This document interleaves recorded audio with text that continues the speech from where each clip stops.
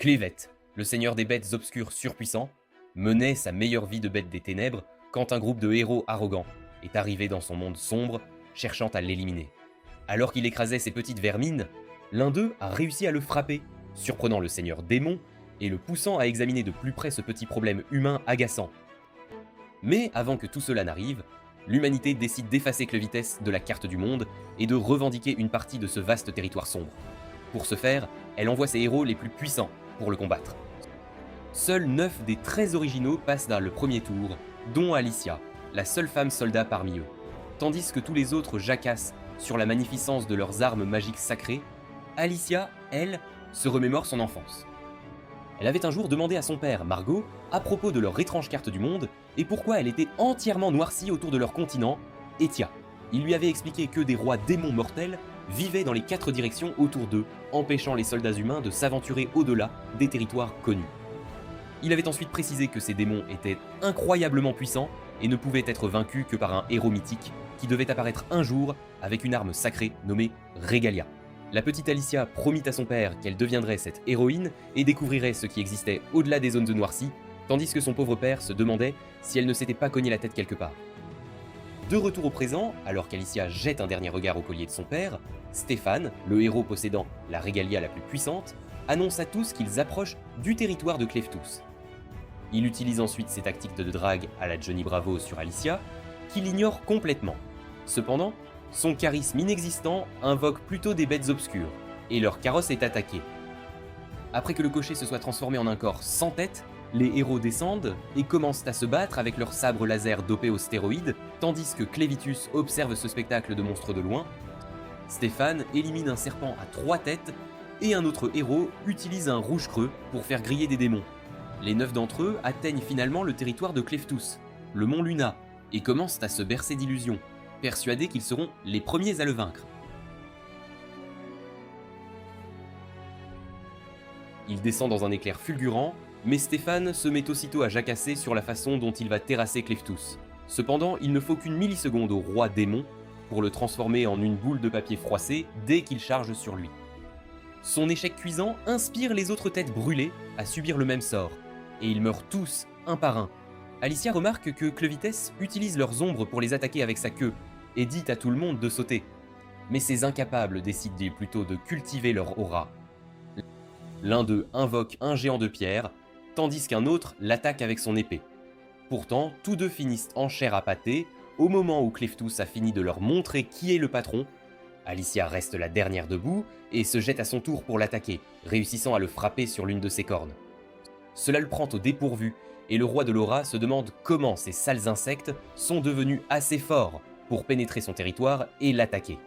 Il porte son coup final qui déchire Alicia en morceaux et met fin à son arc narratif ainsi qu'à tous ses rêves. Même avec tout le monde mort, Cleftus n'est pas satisfait. Alors il traîne sa personne mesquine jusqu'à Aiden, la capitale d'Etia, et lance une attaque. Il active son mode Super Saiyan tout en réfléchissant à la manière dont il va éliminer tous ceux qui se mettront en travers de son chemin jusqu'à ce qu'il trouve le roi et obtienne sa vengeance. Un tas d'incapables essaient de lui tirer dessus avec des flèches, mais il les dépasse en courant, indifférent, et détruit tout sur son passage. Quelques soldats tentent de lancer une attaque secrète de boulets de canon sur lui, mais il détruit facilement leur fort et les élimine comme de simples insectes, tandis que le palais royal se transforme en chaos et en décombres. Le vilain roi de Hidan réalise que c'est une riposte parce que ses héros inutiles n'ont pas réussi à vaincre le roi démon. Il décide que si ses armes sacrées ne peuvent pas abattre un démon, il devrait simplement fermer la forge sacrée qui les fabrique. À ce moment précis, il se dirige vers le tunnel souterrain, espérant au moins accomplir cela avant de mourir. Au même instant, l'armée royale déploie ses armes balistiques pour abattre Cleftus, qui lui est tranquillement assis sur une tour de guet, se demandant pourquoi les humains qu'il avait combattus sur le mont Luna étaient plus forts que les faiblards qui rampent ici. C'est alors qu'il comprend, réalisant que c'était les armes qu'ils utilisaient. Au même moment, il stoppe l'attaque balistique et leur rend l'appareil, éliminant également les gardes royaux. Au moment où le roi arrive à la forge, Cleftus fait irruption, avec l'intention de détruire toute l'humanité avant qu'elle ne devienne assez forte pour le détruire. Avec son arrivée, le roi est contraint d'abandonner son plan et de regarder bouche bée Clevette anéantir son château d'1 million de dollars et ses soldats. Le démon le reconnaît aussi à l'allure de sa tenue de clown Gucci inutilement chic et demande au roi pourquoi il a attaqué sa patrie. Il avertit également le clown de faire attention à ses paroles, car s'il prouve que son cerveau est aussi inutile que son titre, il détruira le monde entier.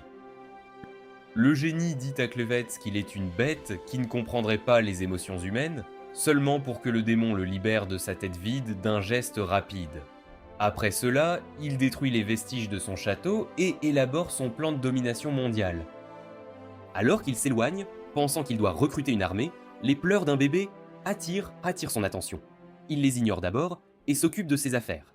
Mais ensuite, le garçon blessé, tenant le bébé, lui demande de le sauver. Clévitas soupire devant son audace et déclare qu'il est un démon sur le point de détruire cette infestation humaine. Cependant, l'incapable mourant le manipule émotionnellement, affirmant que même si des adultes ont envahi sa terre et blessé son ego, ce n'était pas la faute de ce bébé, car il ne peut choisir ni où, ni quand il est né. Il meurt après ce moment percutant, et Clevites cède, décidant de ramener le bébé avec lui au mont Luna.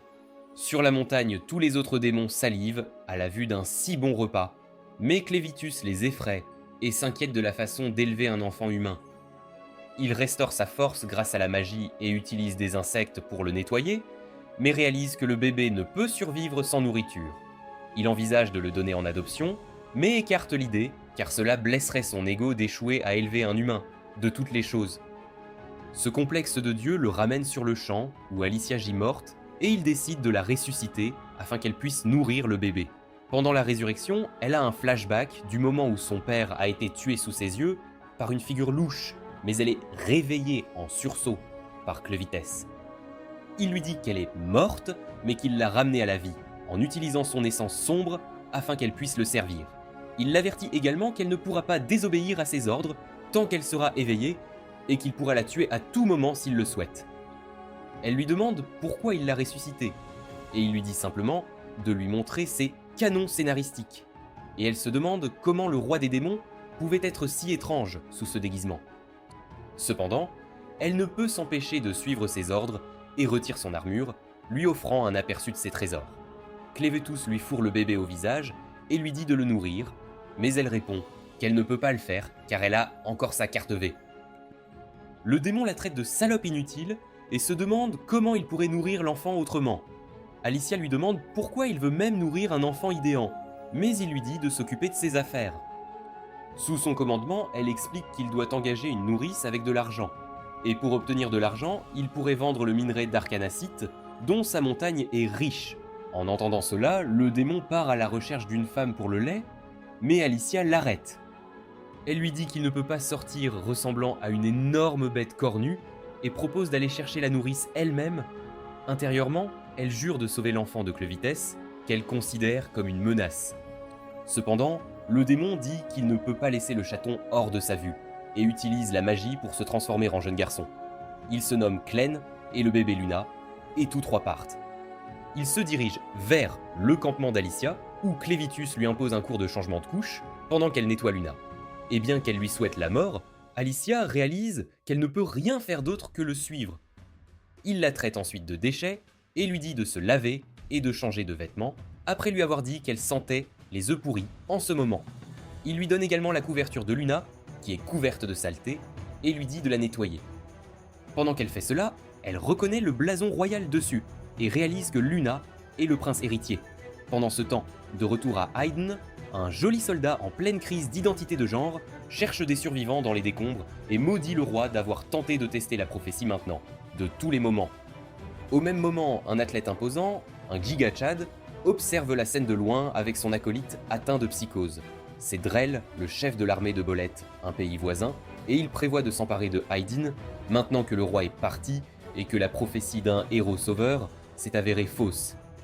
La cupidité se cache derrière le fait que Haydn est riche en arcanacite, le minéral le plus précieux du monde. Il dit à son acolyte, Maynard, de trouver et de capturer les survivants à Haydn pendant qu'il retourne dans son royaume pour informer leur roi de la chute de la capitale.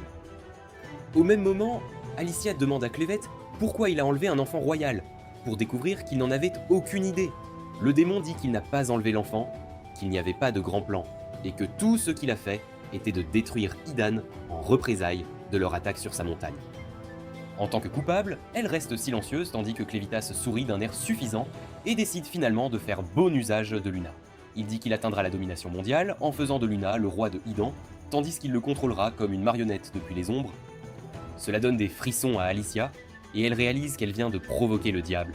Alors qu'ils font leur bagage et partent pour la ville la plus proche, elle comprend que Clévitas détruise les humains, ou qu'il règne sur eux, ce qui est certain c'est qu'il détruira le monde si quelque chose arrive à Luna. Pour éviter cela, la mission de sa vie est désormais de garder Luna en sécurité. Au moment où ils partent, un bandit macho frappe Clévitus à la tête, et Alicia compte les secondes avant qu'ils ne soient tous anéantis, seulement pour que le seigneur démon s'évanouisse et saigne. Voyant cela, elle hurle, seulement pour qu'un autre bandit la gifle violemment et les prenne tous en otage. Alicia se réveille dans le carrosse et voit que Cleeftus est sain et sauf.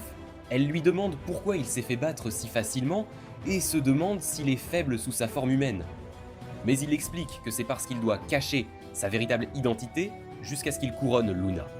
Il exprime également son intérêt pour la situation dans laquelle il se trouve, et Alicia explique qu'ils ont été enlevés par de sales bandits qui les emmènent pour les transformer en esclaves. Alors qu'ils arrivent au marché aux esclaves, un homme tente de s'enfuir, mais les bandits le transforment en cible de fléchettes et disent à tous les autres de les craindre s'ils veulent continuer à vivre. Leur chef macho emmène Alicia, et Cleeftus est appelé dans un bar voisin par une fille qui dit à son acolyte Nell de prendre le bébé et de s'en occuper. Pendant ce temps, Alicia est traînée dans le bureau de leur patron, inspiré de Frankenstein, qui exhibe son animal de compagnie démon, Betty, et lui demande d'où elle a obtenu l'arcanacite. Quand Alicia ne répond pas, il s'approche d'elle et dit qu'il sait que le mont Luna en est la source. De plus, il est au courant de l'expédition de héros ratée et du fait que l'un d'eux était une femme. Il sort ensuite un poignard rouge et dit que, puisqu'elle n'a pas encore fait pipi dans sa culotte devant son démon de compagnie, il est sûr qu'elle est une héroïne. Puis il explique qu'il veut vendre des doublons de Regalia, similaires à son petit poignard, maintenant que Haydn s'est effondré et ne fabriquera plus d'armes. Il rit et se qualifie de génie, exigeant de savoir où se trouve la Regalia d'Alicia et les 12 autres armes de ses partenaires, mais elle ne dit pas un mot. Le clochard dit que ces armes sont pratiquement inestimables, maintenant qu'il n'y en aura plus de créées, et ordonne à ses larbins de forcer Alicia à donner la réponse de la manière qu'ils jugeront appropriée. Au même moment, Clévitas est soulagé de constater que Nell peut nourrir Luna. Mais alors qu'il commence à travailler comme serveur dans le même bar, il ne peut s'empêcher de remarquer comment de sales salauds maltraitent Nell, la harcelant au point de l'abuser. Alors qu'il voit deux incapables la traîner dehors pour en faire leur sac de frappe, il les suit et les transforme en fontaine de sang pour leur donner une leçon. Il retrouve ensuite Nell et après lui avoir confié Luna, lui demande son histoire personnelle. Nell raconte qu'elle a rejoint les bandits à l'âge de 12 ans, enlevée avec sa mère.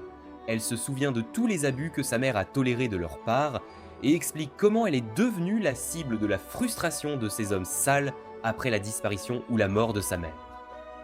Elle a perdu la plupart de ses dents en conséquence, ne pouvait plus entendre d'une oreille et était traitée comme du bétail reproducteur. Cependant, quand la tenancière du bar, Carme, est arrivée, elle a fini par avoir un travail, et les abus ont diminué parce que Carme distrayait les hommes avec ses charmes. Clevitas demande où est son enfant, car il a entendu dire que seules les mères peuvent donner du lait à un bébé. Nell a les larmes aux yeux et explique que ses enfants étaient tous morts-nés, après quoi elle a voulu mettre fin à sa vie. Cependant, lorsque différents bébés sont venus à elle pour être nourris, elle a trouvé une nouvelle raison de vivre. Quebetas la remercie de lui avoir raconté son histoire et lui demande de laisser cette servitude derrière elle pour devenir la nourrice de Luna. Nell le fixe, se demandant s'il a subi des lésions cérébrales, avant de lui rappeler qu'il est aussi un esclave et qu'elle est heureuse de simplement s'occuper des enfants.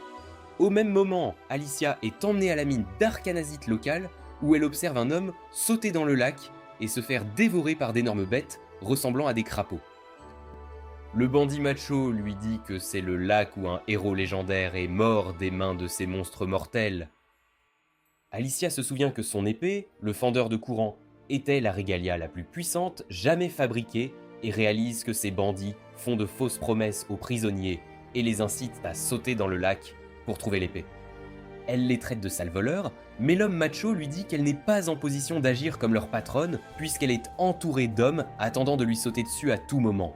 Juste à ce moment-là, un personnage sans yeux, une sorte de copie de Youngblood, saute devant elle, faisant osciller le pont.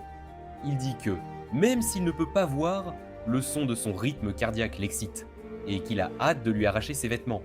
Alicia prend une profonde inspiration et se disloque l'épaule avant de faire tournoyer ses menottes autour de son cou, lui arrachant les oreilles. Juste au moment où tout le monde pense qu'elle ne pouvait pas être plus folle, elle saute du pont avec cet incapable et s'écrase au sol juste avant de faire confiance à l'immortalité que Clovis lui avait promise. Tous ces bandits cinglés commencent à paniquer à propos de ce que leur patron va faire maintenant que leur carte des 12 Regalia est de le morte. Alicia se réveille et réalise que même si elle est vivante, elle ne peut ni sentir ni bouger son corps. Alors qu'elle se force, tout le sang de ses blessures s'écoule et se transforme en une mini-version de Clovis. Il dit que c'est dommage de la voir ainsi, mais l'ignore complètement. Au lieu de cela, il lui demande pourquoi Nell, qui souffre tant avec les bandits, refuse de les quitter malgré son offre généreuse. Alicia dit qu'il n'est pas étonnant qu'il ne comprenne pas, grâce à son QI de bas étage, et explique que c'est parce qu'elle ne pense pas qu'un gamin comme lui puisse l'aider. Clovis demande ce qu'il devrait faire pour la convaincre, et Alicia suggère d'éliminer les bandits. Cela le force à passer en mode diva, et il dit qu'il ne veut pas se dévoiler, alors elle devrait le faire à sa place. Sur ce, il force le sang à retourner en elle pour faire battre son cœur. Juste à ce moment-là, les bandits arrivent aussi, seulement pour la trouver en train de faire une danse étrange, presque comme si elle subissait un exorcisme. Cette danse, cependant, répare tous ses os. Voyant cela, un bandit l'attaque, mais Alicia, qui n'a pitié d'aucun d'entre eux, lui casse le nez. Au même moment, Nell retourne auprès de Carme, qui lui demande pourquoi elle a l'air si heureuse malgré son œil au beurre noir. Nell répond que c'est parce qu'elle se demande à quoi ressemble le monde extérieur depuis qu'un des esclaves lui a demandé de partir avec eux. Cela énerve Carme, qui la frappe, râlant sur le fait qu'ils ne font que jouer avec elle, car il n'y a aucune chance que quelqu'un demande à sa sale gueule avant de demander à une beauté comme elle. Ceci est entendu par leur patron, façon Frankenstein, alors il met son nez dans ce qui ne le regarde pas encore une fois, et emmène Nell avec lui. Dès qu'ils partent, Carme fait une crise de colère, réalisant que Nell ne reviendra plus jamais, ce qui détruira son commerce. Juste à ce moment-là, Clovis apparaît et l'hypnotise pour qu'elle révèle tout ce qu'elle sait sur l'endroit où se trouve Nell. Au même moment, le bloc Lego ambulant emmène Nell dans un sous-sol, expliquant que c'est un passage secret vers une mine d'arcanzite voisine. Elle ne montre aucun intérêt pour ces affaires louches, mais il continue de jacasser sur la façon dont l'arcanazite est récemment utilisé pour la magie artificielle. En chemin, Nell tombe sur un crâne humain et prend peur, et Monsieur Lego aggrave la situation en éteignant les lumières. Elle le supplie de les rallumer, mais dès qu'il le fait, elle souhaite qu'il ne l'ait jamais fait, car Betty se tient juste derrière elle, prête à la transformer en son dîner de fin de soirée. Alors que Nell court pour sauver sa vie, le patron salaud dit qu'il utilisait la magie de l'arcanazite pour contrôler Betty et qu'il l'exécute maintenant parce qu'il considère son désir de voir le monde extérieur comme une trahison. Nell regrette de ne pas avoir saisi la main de Clovis quand il l'a proposé et se fait manger. Super. Le roi démon arrive avec une Luna en pleurs et lui dit de manger, et que se faire manger est la norme du monde, donc il ne peut pas blâmer Betty. Cependant, ce qu'il ne comprend pas, c'est pourquoi une bête fière sert un minuscule bloc de Lego. Le patron regarde Cleeftus et se demande s'il fume du crack pour faire de telles blagues. Cleeftus le regarde de travers, après quoi il se tourne vers Betty et lui dit de le manger aussi, seulement pour la trouver se tordant de choc. Le choc la fait vomir Nell, toute couverte d'acide et à peine vivante. Pendant que le minuscule Lego s'inquiète pour la bête, Clevitus laisse Luna avec Nell et les transporte loin sur sa queue. Se retournant et trouvant le sol vide, le patron sort son coup de puissance ultime et utilise une éprouvette remplie d'arcanacite pour paralyser l'esprit de Betty afin de la contrôler. Cela fonctionne, mais la magie a aussi un effet étrange sur Clévateste, et ainsi il se fait frapper à la tête par la bête. Félicia coule au fond, mais réalise à quel point il est douloureux d'avoir les poumons remplis d'eau, même en sachant qu'elle ne se noiera pas réellement. Juste au moment où elle touche le fond, elle s'échappe et aperçoit une lumière rouge clignotant de l'épée engloutie. Cependant, dès qu'elle nage pour la saisir, une bête obscure sous-marine ouvre les yeux sur elle. Alicia réalise pourquoi le héros légendaire n'est jamais sorti de la mer et évite de justesse la bête pour saisir l'épée. Pourtant, elle est trop tard et se fait aspirer dans sa gueule, avec l'épée. Elle utilise le pouvoir des flashbacks pour se libérer et la force de l'épée pour se propulser loin du fond.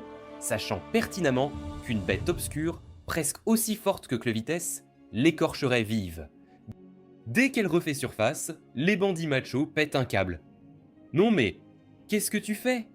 Putain mec! Cependant, avant même qu'il n'essaie de la lui voler, la bête obscure apparaît à la surface et sème le chaos. Alicia, sachant qu'il est temps de plier bagages et de fuir, tente de s'échapper, mais les bandits la supplient tous de les sauver aussi et s'excusent de l'avoir traitée comme une ordure. Elle leur dit d'aller se faire voir et s'en va, compatissant pour la pieuvre radioactive qui devrait dévorer ces sales types. À ce moment précis, Cleeftus lui ordonne par télépathie de venir à la grotte afin de la punir pour ne pas l'avoir informée de l'existence de la magie auparavant. De retour dans la grotte, Clevites déploie son aura de gigachad pour dompter Betty, tout en luttant encore contre la magie paralysante. Pendant ce temps, le Frankenstein de supermarché tombe nez à nez avec Nell et Luna alors qu'il s'enfuit de Clevites, la peur au ventre. Alicia arrive, essoufflée d'avoir couru depuis le lac, et le seigneur démon l'interroge sur la magie, remarquant qu'elle ne l'affecte pas comme lui.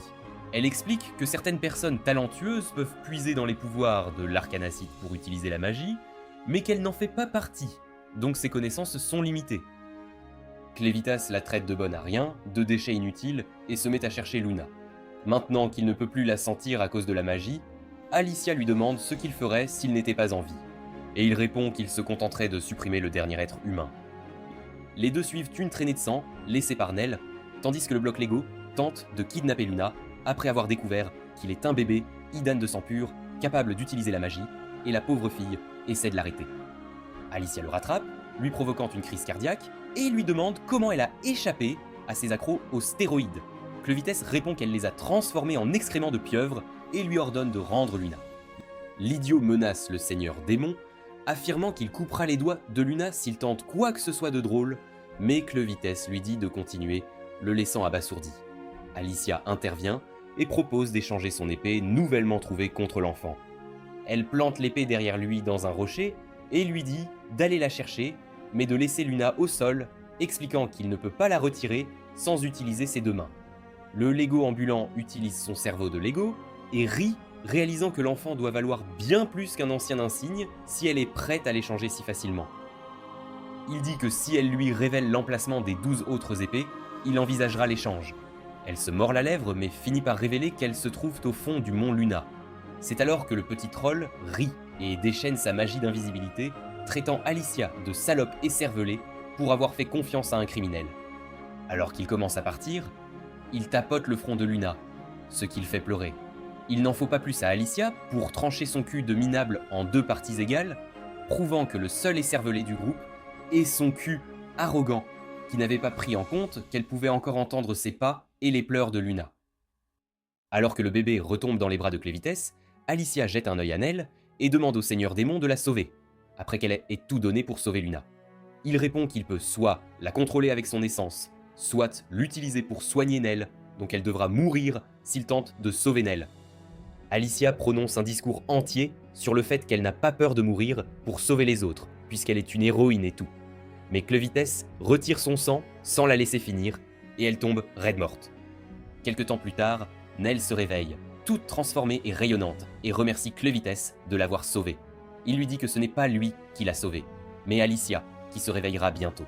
C'est alors qu'Alicia recommence sa danse zombie étrange, et en se réveillant, elle attrape son insigne et le câline comme un chiot.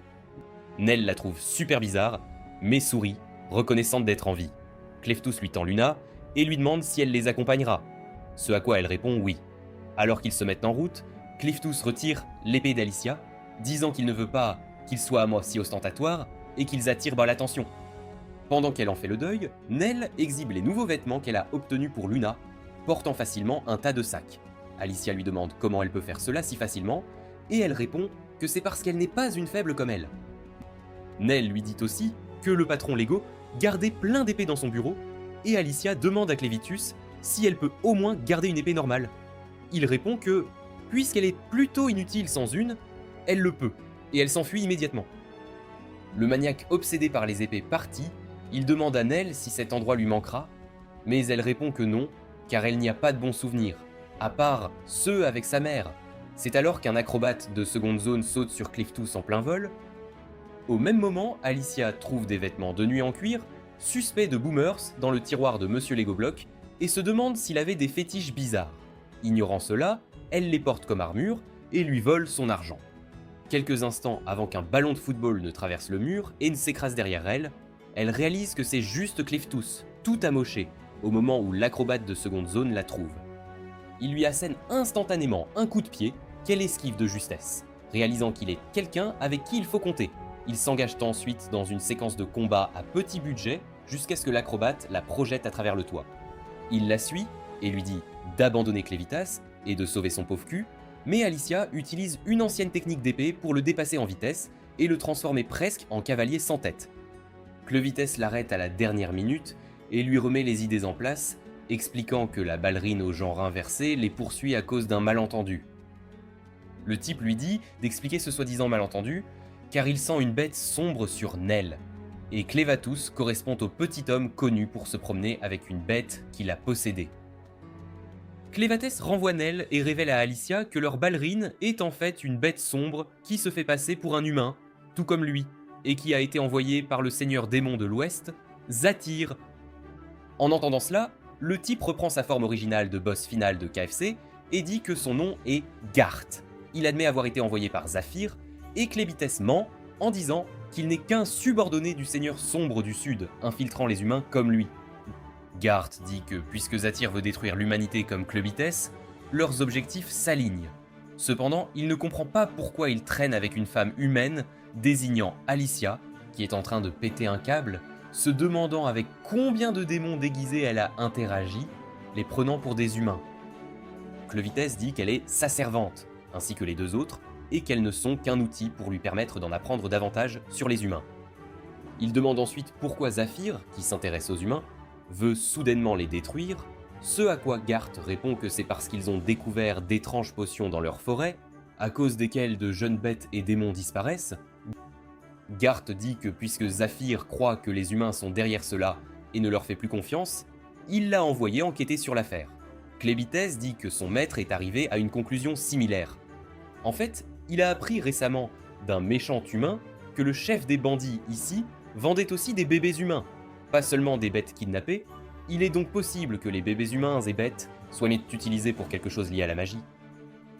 Alicia tressaille et dit que cela ressemble à quelque chose que des sorciers feraient et qu'elle soupçonne le général Drell d'être le cerveau derrière tout cela, étant donné que c'est lui qui a introduit les sorciers sur le champ de bataille en premier. Elle se mord la lèvre alors que des flashbacks de la mort de son père lui reviennent et révèlent que Drell est aussi celui qui a supprimé son père. Clevites applaudit son cerveau d'Einstein pour être venu le chercher, lui plutôt que l'homme qui l'a orpheline, mais elle dit que c'était le dernier souhait de son père. Au même moment, les forces de Drell se préparent à franchir la haute porte de la ville de Hayden, tandis qu'Esselin, l'autre voisin de Hayden, se prépare à les repousser. Rod, le Rizlord, leur chef d'armée, apprend que les forces de Drell, fortes de 50 000 hommes contre leurs maigres 6 000, réduisent rapidement l'écart et explique à son subordonné que leur seul espoir de les retenir est d'obtenir le soutien de l'armée de Hayden. Sinon, Bolette s'emparera de Hayden et de la forge de la famille royale. Cela ruinera leur pays, Esslin, car ils perdraient leur source de... De plus, puisque la forge est l'objet magique le plus ancien du monde, elle pourrait transformer l'armée de sorciers déjà surpuissante de Bolet en une Russie des années 80.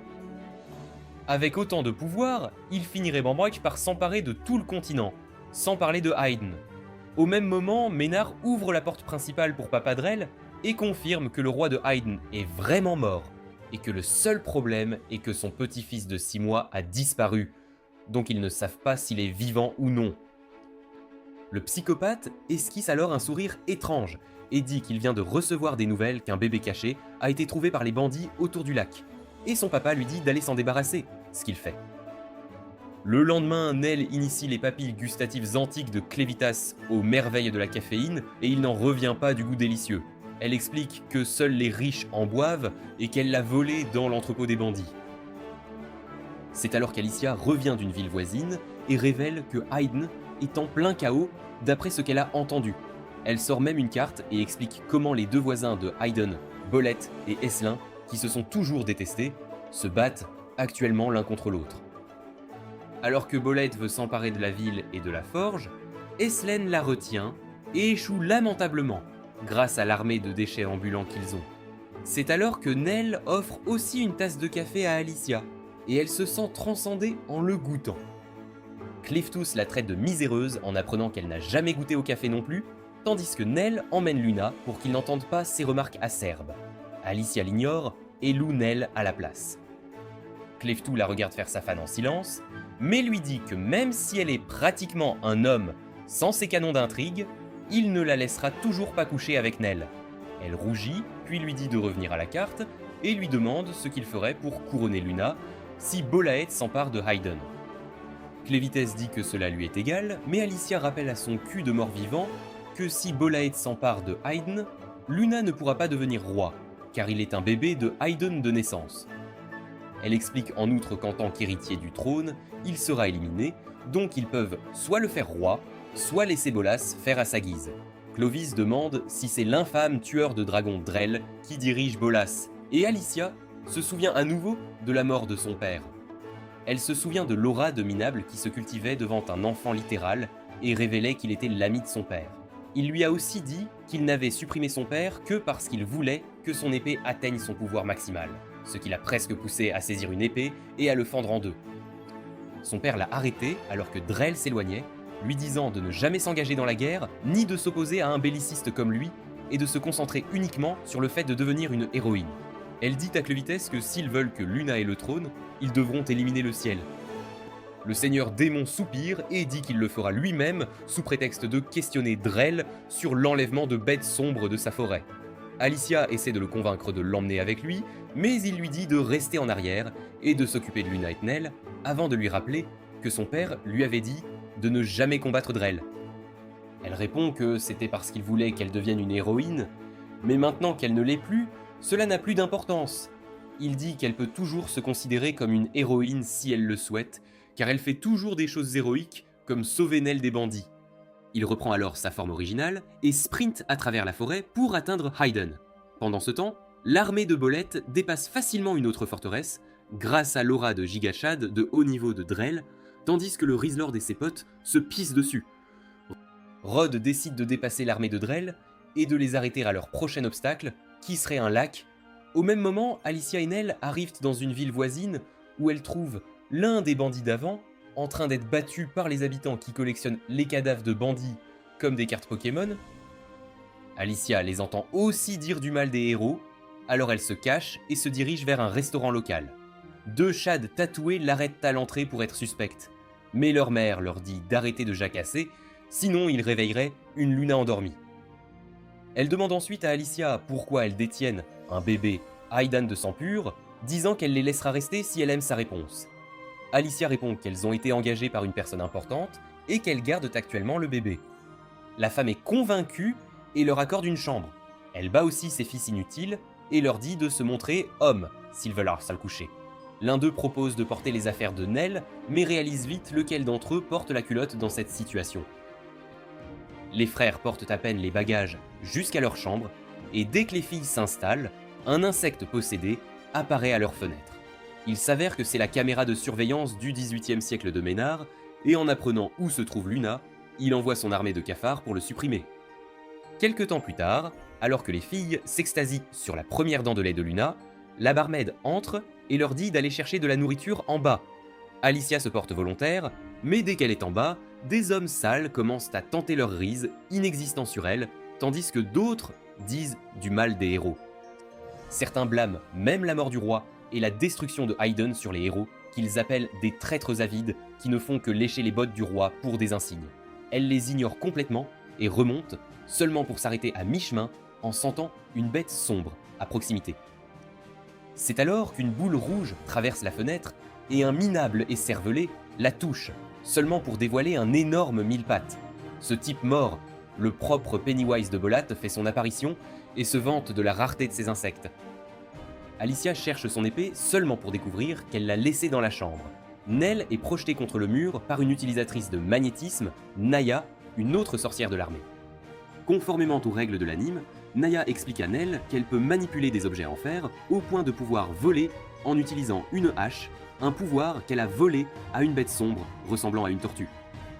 Elle change ensuite de race et essaie de donner à Luna un bonbon suspect, expliquant que cela révélera s'il est royal ou non, en le supprimant s'il est un moldu. Cela effraie Nell et elle crie, ce qu'Alicia entend. La fille sprinte instantanément vers la chambre, seulement pour être arrêtée par le mille-pattes du psychopathe daltonien. Au même moment, Nell rassemble son pouvoir d'amour et repousse les lits en fer qui la retiennent, les fracassant à travers le mur. D'autre part, Alicia repousse le mille-pattes d'un coup de pied et parvient à pénétrer dans leur chambre, juste au moment où Maynard la reconnaît comme l'héroïne féminine de l'armée de Hydan. Alicia trouve Nell et Luna indemnes, Naya assommée au sol, et informe la nounou qu'elles doivent fuir car ces évadés de l'asile sont après Luna. À ce moment précis, tous les insectes les encerclent, mais Alicia prend son épée et saute du bâtiment, les coupant tous en deux. Elle s'enfuit, seulement pour trouver un mur d'insectes bloquant leur chemin, et sont forcés de se cacher au lieu de s'échapper. De retour au bar, Naya dit à Maynard qu'elle n'a pas pu tester le bébé, car il avait littéralement le rocher, avec une perruque comme garde du corps. Mais le cul sadique de Maynard se réjouit du fait que, puisqu'un héros protège Luna, il doit être le prince héritier. Les gens au bar entendent qu'Alicia est aussi une héroïne, ce qui les met mal à l'aise. Plus tard, Maynard rassemble les habitants et leur dit que Bolaït n'essaie pas d'envahir leurs terres, mais plutôt de les protéger d'une seconde attaque d'une bête sombre, car Idan n'a plus les moyens de se protéger. Sa manipulation fonctionne car la nation à une seule cellule cérébrale croit facilement qu'une femme protégeant un enfant est une méchante, mais pas un psychopathe, aux yeux de soleil et une armée de mille pattes. Pendant ce temps, juste à l'extérieur de Hydan, l'armée de Papa Drell est arrêtée par le Rizlord au-dessus d'un lac, qu'il gèle en utilisant son insigne, faisant coller les pieds de tout le monde au sol. Ce beau gosse utilise cela pour attaquer les troupes avec ses potes, tandis que Drell dit à Rod qu'il ne peut pas l'arrêter, louant ses compétences. Le Rizzler demande pourquoi pas et attaque Drell seulement pour que celui-ci le bloque facilement et dise que c'est parce qu'il manque d'armure scénaristique.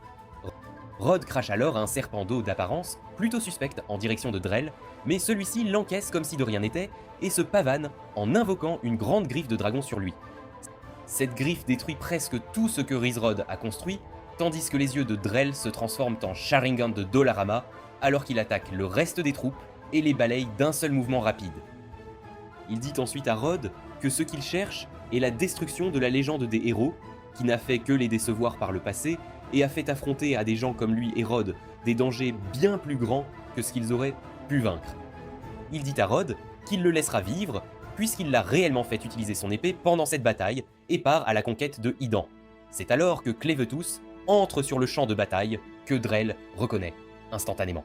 L'aura de Clevitus se déploie et fait ressembler Drell à un enfant géniard avant de lui demander d'où vient la magie qu'il utilise. Drell dit qu'un seigneur sombre devrait avoir de meilleures choses à faire que de fourrer son nez là où il ne faut pas, mais le seigneur démon déclare que des bébés démons sont kidnappés pour être utilisés pour cette chose appelée magie, donc c'est son devoir d'enquêter. Drell se moque de lui, seulement pour se transformer en perche à selfie par la queue du seigneur sombre. Clevites le traite d'idiot stupide, mais Drell rit et active son œil de secours, avant d'éclater en une boule de sang et de sceller essentiellement le seigneur démon dans une boule de sang. Il refait alors surface du sang lui-même et saisit son épée, déclarant qu'il n'est plus une personne, mais une épée qui utilise la technique d'essence sombre d'un démon supérieur. Rod observe le seigneur démon se faire vaincre si facilement, et Drell avance ses forces vers Hydan. Au même moment, les habitants de la ville suivent Nell et Alicia, avec des torches. Ils encerclent la cabane délabrée où elles se sont réfugiées et disent à Alicia de sortir et de mourir de leurs mains, car ils ont toujours détesté les héros et leurs énormes égos. Nell rassure Alicia qu'elle n'est pas une mauvaise personne, mais les gigachades sans emploi qui veulent se faire passer pour des héros lui disent que vaincre quelques monstres ici et là ne fait pas d'elle une bonne personne, surtout après qu'elle ait pris leur argent des impôts sous forme de son épée, mais a fini par détruire leur maison en échouant à vaincre Clevitas. Certains menacent même de brûler la cabane si elle ne sort pas, mais le chef de la ville, Mark, arrive juste à temps et dit à tous les minables d'arrêter de se laisser manipuler par un psychopathe au cerveau pourri. Il demande ensuite à Alicia de sortir et de parler, promettant de garder Luna et Nell en sécurité pendant qu'elle le fait. Alicia sort, et en voyant qu'elle ne porte pas l'épée sacrée, Mark demande ce qu'il en est advenu.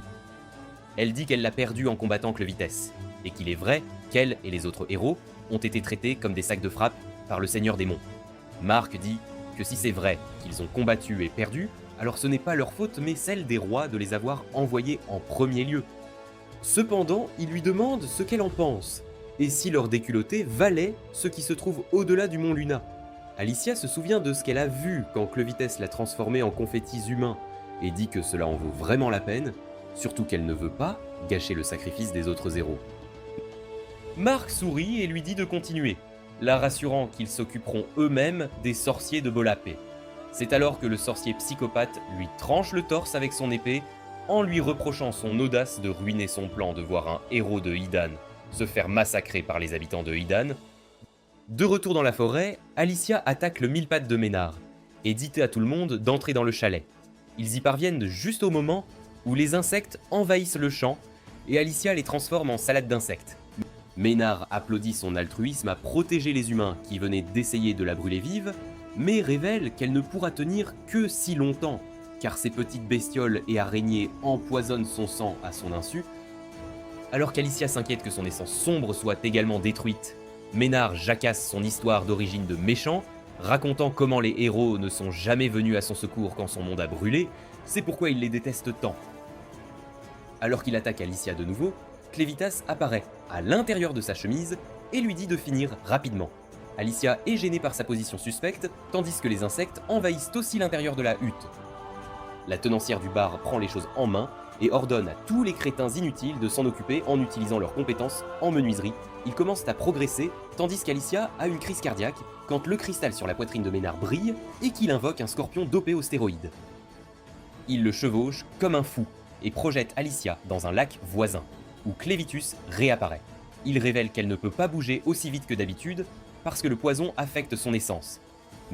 Même s'il ne peut pas la dégrader suffisamment pour la tuer, elle ne pourra guérir aucune blessure. Alicia réalise qu'elle n'est plus immortelle, car les blessures pourraient facilement l'aider à rencontrer Dieu et s'inquiète de savoir comment gagner. Pendant ce temps, d'étranges larves xylophages pénètrent dans la hutte et détruisent la forêt environnante, tout en écoutant Ménard jacasser sur la façon dont ces insectes sortent d'hibernation une fois par an, dévorent tout autour d'eux, puis se rendorment pour une autre année, attendant que tout repousse. Il dit que les larves dévoreront la hutte et la forêt en moins d'une minute, après quoi, ces insectes se régaleront de ce qui restera de ses amis humains. Furieuse, Alicia saute hors de l'eau, seulement pour faire face à un ennemi encore plus grand, de nouvelles espèces d'insectes recouverts de lait qui dégagent une poussière paralysante. Alors qu'Alicia perd l'équilibre sous leur effet, le scorpion de Ménard la pique, et elle finit par être recouverte d'un lit de magnifiques insectes. Alors qu'elle est lentement dévorée, Cléphtus réapparaît et libère les insignes sacrés qu'il gardait pour Alicia, et lui dit d'imaginer ces insectes et leur fluide corporel comme de l'eau, et d'utiliser la force innée de l'épée pour les combattre. Elle se réveille comme une ex-morte vivante et tranche à travers un tas d'insectes avec son épée.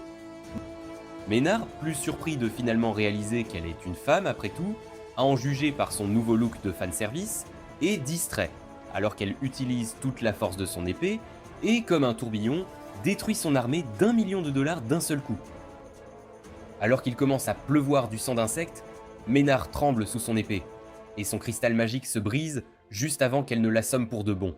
Alors que Nell se précipite vers elle sous le décor romantique et pluvieux, Alicia s'évanouit, seulement pour être rattrapée par Clovis. Faiblement, Alicia demande ce qu'il est advenu de Drell, seulement pour apprendre qu'il n'est plus un humain, mais une sorte de demi-dieu vaudou, grâce à la collaboration d'une autre bête sombre.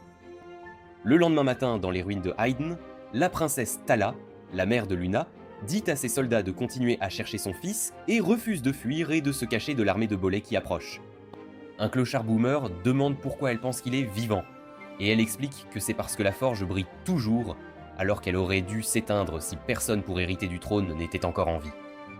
Elle regrette également de ne pas s'être enfuie avec lui plus tôt après avoir eu une prémonition que les héros n'étaient pas assez forts pour vaincre le seigneur démon.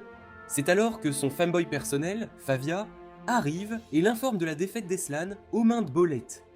Il lui raconte aussi comment Clovis lui-même est venu combattre Drell, et a anéanti la moitié de sa troupe d'un simple mouvement de doigt, seulement pour que le tueur de dragons éclate en une boule de sang et le scelle. Thala a du mal à croire qu'un soldat ait vaincu leur boss final, mais Favio lui rappelle qu'il était un héros, donc il est qualifié selon la prophétie, Elle refuse d'appeler un colonisateur un héros et dit à Fabio de lui apporter son armure, car elle-même le fera mordre la poussière en utilisant le marteau sacré, qui est la seule arme capable de faire ou défaire un insigne. Une fois habillée, elle jure d'anéantir Bolet et prend le titre de roi jusqu'au retour de Luna. De retour dans le village couvert d'insectes, Alicia se trouve un garçon de course qui lui amène le cul agacé de Naya. Clévétès plaisante en disant que sa servante a enfin sa propre servante avant de lui dire de se changer pour quelque chose qui ne sente pas la merde d'insectes. Naya intervient et demande si elle peut partir si tout ce qu'ils veulent faire est flirter l'un avec l'autre, mais Alicia ricane et demande si elle sait avec quelle bête sombre Drell a fait un pacte. Quand elle a l'air aussi abasourdie que vous lors de votre dernier test de maths, Alicia change sa question et se demande si Drell est capable d'utiliser l'essence sombre. Cela ne fait toujours pas tilt dans la tête vide de Naya. Clévétès dit qu'il a laissé son corps derrière lui pour que les humains cessent de planifier de l'attaquer, et aussi parce qu'il doit découvrir lequel des 3 seigneurs démons le soutient. Il jure qu'il ne leur pardonnera pas une fois qu'il aura découvert qui essaye de s'opposer à lui, et dit à Alicia que Drell lui-même est un faible que même elle peut vaincre. Naya, qui ne comprend pas ce qui se passe, dit qu'ils sont seulement venus voler la forge de Hidan et se débarrasse de ses menottes en retirant son armure lâche. Comme l'armure est faite d'acier, elle l'utilise pour s'envoler, seulement pour trouver Nell et Luna sur un chariot fait de roues de fer sur son chemin. Elle chasse les 2 perdants qui le conduisent et fait voler le chariot, disant qu'elle doit ramener Luna avec elle, sinon elle sera virée et aucune fille ne veut être sans emploi dans cette économie.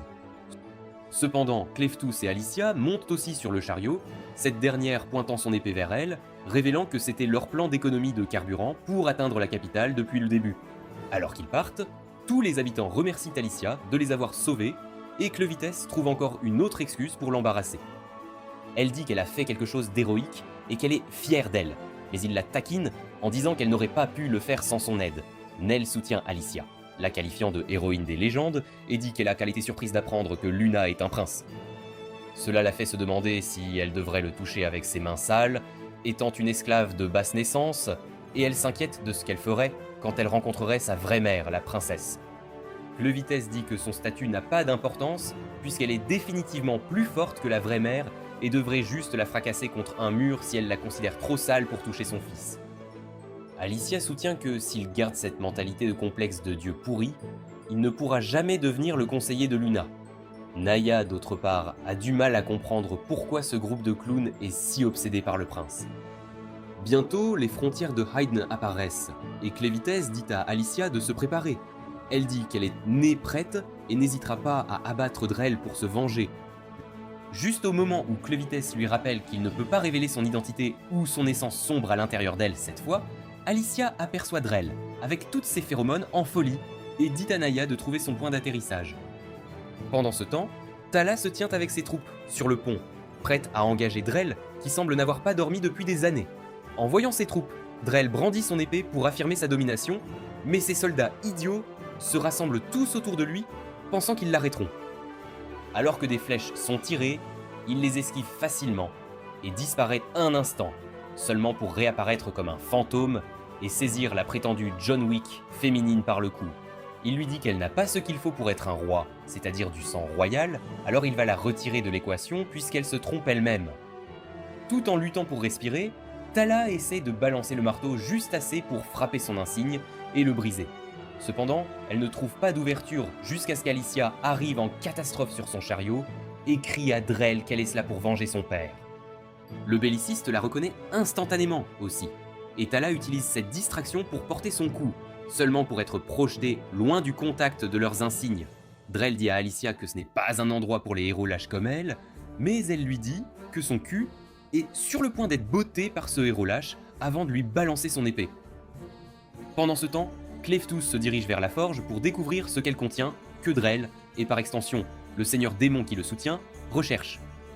Au même moment, le Femboy Rose rassemble son armée autour de la forge et donne un discours TED émouvant sur la nécessité de la défendre, seulement pour être interrompu par un rocher géant volant de Nell qui a utilisé sa force pour pénétrer dans les restes du château pour Clévitas.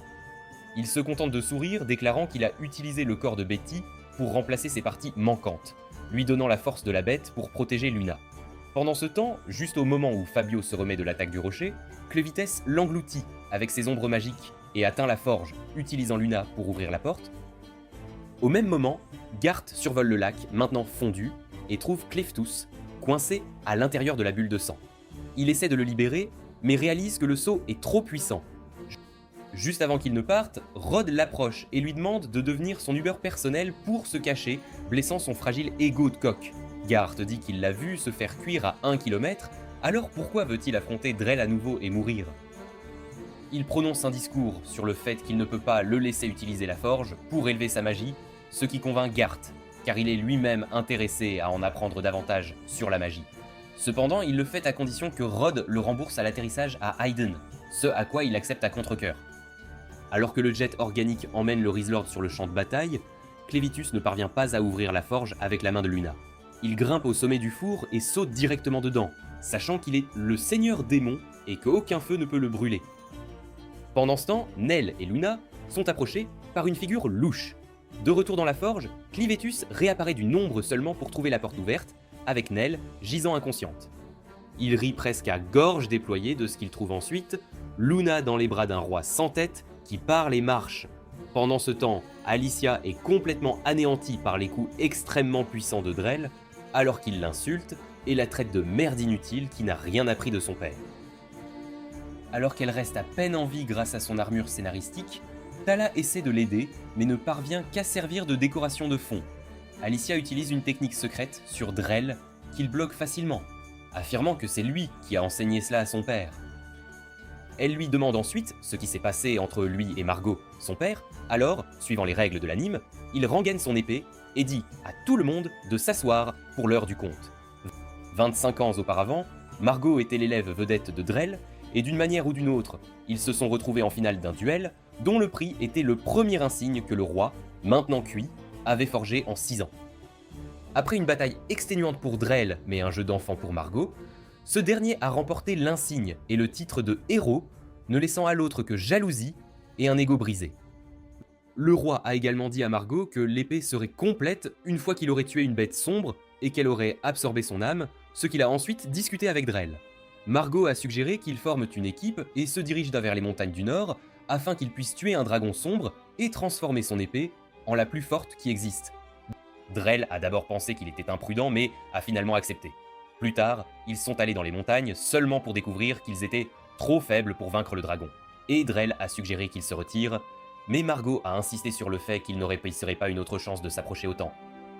Avec l'aide de Drell, il a réussi à abattre le dragon, mais la bataille n'était pas encore terminée. Un long combat s'est poursuivi, tandis que le lâche Drell regardait de loin. Margot avait le dessus, mais avant son coup final, il a trébuché, ce qui a permis au dragon de lui sectionner le pied. Sachant que sa carrière était pratiquement terminée, Margot a remis l'épée au lâche et il a saisi cette chance pour enfin tuer le dragon. Cependant, après l'avoir fait, il n'a plus jamais été le même, car l'immense pouvoir de l'insigne nouvellement amplifié par le dragon a fait apparaître le seigneur démon du Nord. Drell ne se souvient plus de ce qui s'est passé après cela, mais il s'est réveillé dans une mare de sang et a commencé à remettre en question la vérité sur les héros et la prophétie. Il dit que ses doutes d'alors sont devenus une réalité, et il croit que la vérité sur la magie leur a été cachée, quelque chose que personne d'autre que le roi de Haida ne connaît et qui est gardé dans leur forge royale. Tala est tout aussi surprise d'entendre cela, et Drell ajoute à sa surprise en invoquant le squelette du dragon mort pour s'établir comme le seul gigachad du jeu. Il frappe ensuite Alicia assez fort pour l'envoyer voler avant d'utiliser son avion squelette vers la forge royale. Forge. La méchante survit évidemment à la chute et guérit même ses blessures en utilisant l'essence sombre de Cleftus. Elle essaie également de le contacter par télépathie pour l'informer des motivations de Drell, mais le seigneur démon la fait taire car il est trop amusé par la bouffonnerie du roi sans tête alors qu'il essaie de jeter Luna dans la forge en feu. Il dit qu'il offre la chair et le sang de Luna à la forge, ce qui l'active. Clevitus l'observe un instant avant de décider qu'il en a assez des conneries de ce perdant dément et lui attrape la main, lui disant qu'il a besoin de cours sur la façon d'être un grand-parent. Le roi dit que son corps ne bouge pas comme il le veut, et il est contraint de faire tout ce que la forge lui demande. Clevitus ne comprend pas. Alors il explique que les rois de ce pays sont brûlés à l'intérieur de ce four puis ressuscité afin qu'il ne puisse jamais défier ce que la forge demande. Il révèle que le père de Luna a dû subir la même chose, mais parce qu'il était un lâche certifié, il s'est suicidé avant son couronnement. Avec cela, il jette Luna dans le feu, appelant cela son destin inévitable. Pendant ce temps, Tala rencontre Alicia et lui dit qu'elle est contente qu'elle soit saine et sauve, sinon il n'aurait pas la force de repousser l'armée de Bolais. Alicia répond que c'est juste elle et que le reste de ses camarades ont été fumés par Cleftus. Elle l'informe également que Luna, son fils, est vivant, émouvant la princesse aux larmes. Elle demande où il se trouve, et Alicia propose de l'emmener à la forge. La personne en question demande au roi ce qu'il fera maintenant que le prince héritier est mort, et qu'aucune résurrection ne semble être en cours. Le roi paniqué jette un coup d'œil en arrière, seulement pour trouver Cleftus tenant Luna. Il se demande aussi ce qu'il adviendra de son vieux cul sénile maintenant qu'il a échoué la forge, et le roi abandonne et meurt. Alors qu'il redevient cendre, la forge explose tandis que Cleftus l'observe avec un sourire narquois, disant qu'une simple marionnette n'aurait jamais pu le vaincre. Alicia et Drell voient tous deux l'explosion et se dépêchent beau d'atteindre la forge, ce dernier sous l'influence du seigneur démon du Nord. Alicia réalise qu'elle ne peut pas l'atteindre assez vite alors qu'il vole sur son jet squelette. Mais juste à ce moment-là, Rod descend de son propre jet de coq et déchaîne sa magie de glace surpuissante sur Drell, le faisant s'écraser au sol. Comme prévu, cependant, il le bloque avec son insigne de dragon et le repousse, espérant en finir avec lui pour de bon, seulement pour qu'Alicia le distrait avec un coup de sa propre épée. Alors que Drell recule, Alicia et Rod s'associent pour l'affronter. Offensé, Drell déverrouille une autre paire d'yeux de secours et déchaîne son aura divine, déclarant que même si les deux sont les humains les plus forts qu'il ait affrontés, ils ne font pas le poids face à un signal d'alarme ambulant comme lui. Avec cela, il les envoie voler et parvient à percer la poitrine d'Alicia, seulement pour être arrêté par Rod. Alors que les deux s'écrasent au sol avec Drell venant pour leurs fesses, Alicia demande au Riezler d'invoquer son bloc de glace. Il le fait, et elle utilise cette distraction pour attaquer Drell par derrière, le coupant en deux. Étonnamment, il continue de jacasser même réduit à 50%. Et Alicia réalise que tout son corps est de l'essence sombre, contrairement au sien. Il se liquéfie et tranche la méchante, lui sectionnant la main, seulement pour se reformer en un papa gigachad et crier à voix haute que les humains sont une espèce incapable qui ne peut imaginer transcender, car on leur a menti sur la prophétie des héros par les vrais humains qui existaient avant eux. Il essaie ensuite de faire griller les deux héros, mais le Riezlord les protège. Pendant ce temps, Cleftus entend toute l'idéologie tordue de Drell à travers Alicia, alors qu'il regarde lui-même le véritable maître de la forge et est sidéré de découvrir que c'est un simple livre appelé le Tau. Cela le met en colère qu'un simple livre les fait combattre Alicia, détruire Hayden et planifier la chute de l'humanité, et il rit à gorge déployée, furieux que Zatyr, qui savait probablement, ne lui ait rien dit non plus. Cela lui fait perdre tout intérêt pour l'humanité et il dépose Luna, l'appelant un singe sale. Alors qu'il s'éloigne pour retourner à sa montagne et vivre en paix, Luna commence à pleurer et à essayer de l'arrêter. Alors que les deux nations continuent de se battre et que Haydan se transforme en ruine, Alicia entend le monologue de Clevites et perd les pédales. Pendant sa crise émotionnelle, elle crie et demande pourquoi il peut être si égoïste et revenir maintenant de tous les temps. Il dit qu'il est surpris que sa faible personne soit toujours en vie et explique qu'il n'a aucune raison d'arrêter les seigneurs du Nord ou de l'Est s'ils veulent détruire l'humanité et toutes les traces de héros. Alicia dit qu'elle s'en fiche aussi et demande comment il peut penser que le monde n'a ni charme ni vie quand il regarde dans les yeux de Luna. Alors qu'elle marche dans les flammes de Drell sans son insigne, elle rappelle à Clevites que ce sont les yeux de Luna qui lui ont donné envie de le voir grandir, pas le cerveau derrière la guerre en cours. Alors que le seigneur démon regarde le bébé aux yeux larmoyants, il essaie de se lever et de marcher vers lui dans l'espoir de l'empêcher de partir. Juste au moment où Clevites le reprend et le regarde dans les yeux, Drell balance son épée pour enfin tuer Alicia, seulement pour que Nell l'arrête avec un énorme rocher dans son vilain visage. Alicia sourit et utilise cette chance pour sprinter vers son épée et sa main sectionnée et l'attire vers elle, révélant à Drell qu'elle est aussi faite d'essence sombre. Cela le met en colère, et il se jette sur elle tandis qu'elle prépare aussi son attaque. Le coup le laisse toujours debout, tout en colère, tandis qu'Alicia saigne comme une fontaine. Tous les spectateurs se demandent si c'est la fin pour elle, mais elle sourit disant à Drell qu'il n'est pas un vrai héros parce qu'il s'est limité à l'idée de la fausse prophétie et de la domination mondiale. Drell lui dit d'arrêter de jacasser comme si elle lui avait fait le moindre mal, et elle révèle qu'elle ne visait pas sa tête, mais son épée, ce qu'elle a réussi. Juste à ce moment-là, l'insigne de Drell se brise, et Alicia révèle qu'elle pouvait entendre ses cris depuis le début et savait qu'il était à moitié brisé. La princesse réalise qu'elle l'avait bien frappé avec son marteau avant d'être projetée, et Nell rattrape Alicia comme son prince charmant personnel. Alors qu'Alicia attend de voir ce que le Seigneur du Nord fera à Drell maintenant qu'il a perdu son arme, Drell commence à éclabousser de sang partout et se transforme en une version bon marché d'un titan. Il réalise que le Seigneur du Nord l'a abandonné, mais il continue de le supplier de le reprendre, seulement pour être arrêté par une vision de Margot qui lui dit que c'est l'heure. Tout le monde regarde Drell se transformer en fumée de sang, et tous ses restes se brisent et se transforment en poussière, tandis qu'Alicia s'inquiète que le Seigneur du Nord n'apparaisse seul. Clevites sort avec Luna et la rassure qu'il ne le fera pas. Voyant que son bébé est toujours en vie, Talar court vers Luna, tandis que le bébé la reconnaît aussi et l'appelle maman. Cependant, Clevites arrête la princesse dans son élan, ce qui énerve Alicia. Juste au moment où elle proteste, Clevites dit que le roi doit revenir par lui-même et le dépose, révélant qu'il peut maintenant se tenir debout et marcher, émouvant tout le monde aux larmes. Alors que mère et fils se retrouvent, Clevites décide de ne pas révéler le secret du livre tant qu'il n'aura pas découvert tous les autres secrets cachés. À ce moment précis, un dragon visqueux, venu du Seigneur du Nord en personne, annonce à Clevites qu'ils sont désormais ennemis jurés. Clevites déclare qu'il s'en moque et élimine la mini-bête avant de se reconcentrer sur la situation actuelle. D'autre part, Rod s'empare de l'épée brisée de Drell et annonce à ses troupes qu'Alicia l'a terrassée. Cela pousse les troupes de Boley à se replier et à annoncer un cessez-le-feu permanent également. Naya ayant survécu à la guerre en se cachant et Garth étant parti après avoir observé la situation, la guerre prend enfin fin. Nell pense à Lisha après que Cleftus ait soigné ses blessures et ils discutent de la légitimité de la prophétie. Cleftus dit qu'il ne peut pas affirmer avec certitude si Drell leur disait la vérité ou non, mais il sait que le livre qu'il a trouvé manipulait les rois de Hyden.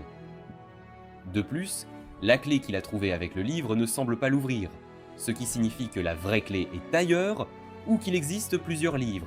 Il pense que pour découvrir toute la vérité, ils doivent déterrer la prophétie originale et non celle qui leur a été transmise par les rois fantoches de Hydan.